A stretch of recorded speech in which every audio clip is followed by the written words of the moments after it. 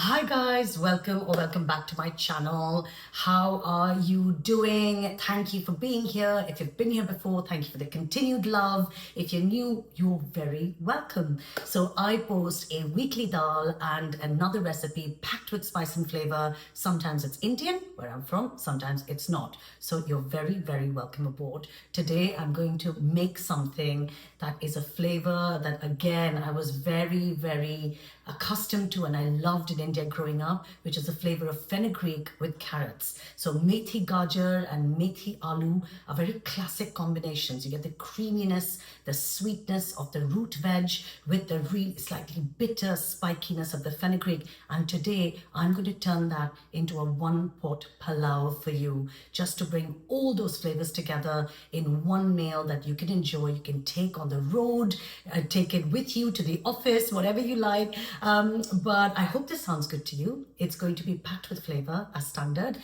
Let's get cooking. I managed to find a winter special red carrot in London, which got me super excited. Of course, you can use whatever carrot you have available near you, but just look at the gorgeous color on that. And it really pops in this pulao as well. So I'm just going to cut that into little semicircles like this. You don't want them too small because we want them to hold shape nicely in the pulao. I've also got a medium potato, which I'm going to peel and slice into little cubes. Again, you want these little bits of potato to have bite in the pulao, so don't cut them too small, and very important to make sure they're evenly cubed. Otherwise, some will cook, some won't, and it won't be very nice. This is the fenugreek. That's what it looks like. Methi. Grab the top and just slice it off like that. The soft stems are good to eat. They have lots of flavor. The back ends are a little bit more bitter and not very pleasant. So we're going to get rid of them. Just chop up the bunch like this as evenly as you possibly can.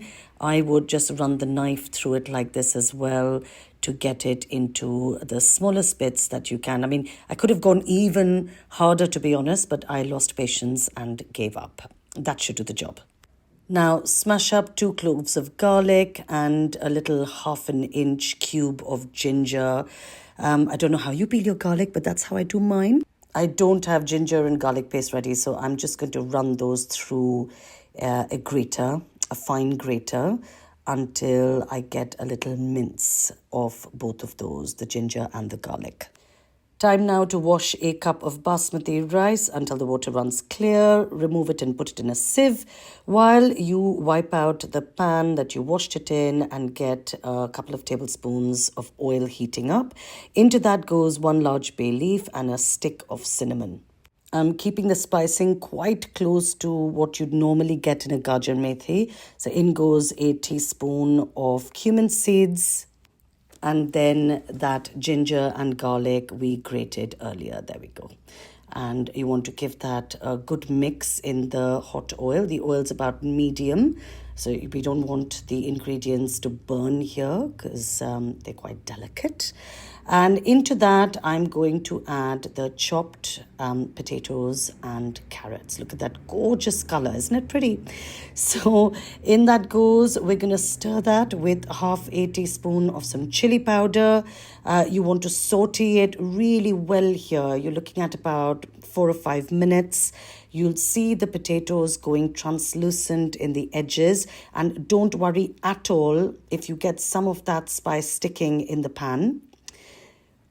Now we're going to add that washed cup of rice and a teaspoon of salt, and then mix that beautifully into the spices and the ingredients. Then very quickly in goes the fenugreek, and I'm going to add to that double the amount of freshly boiled hot water.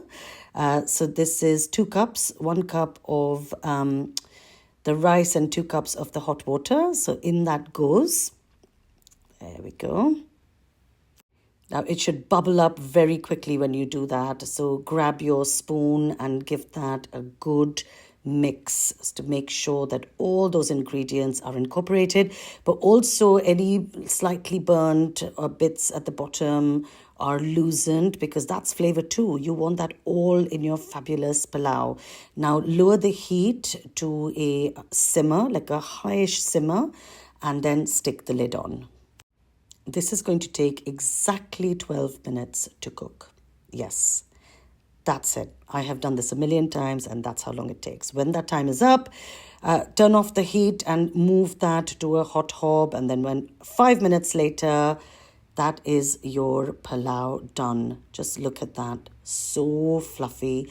The steam would have done its job in really making that pulao lovely and fluffy. You can stick the lid back on for a bit if you like. Anywhere between 5 to 10 minutes is enough. And there we have it. Just look at that. It won't stick on the bottom because the steam's done its job. So it'll be really easy to get out of your pan. The rice grains should be wonderfully fluffy and separate. That gorgeous color, look, the fenugreek makes it incredibly fragrant. And don't you just love those dark red carrots in there? It adds a little splash of color to the whole thing. So all we're going to do now is serve it up. I've got my plate ready to go. This doesn't need anything else to go with it. I just normally have it on its own, or maybe if I have some yogurt, natural yogurt lying around, I might serve that. It's super tasty, and I'm going to give it a little taste now for my lunch and report back. So let's give this a try. And that is super delicious, guys. I hope you've enjoyed this recipe. Thank you for being here, and see you soon for the next one.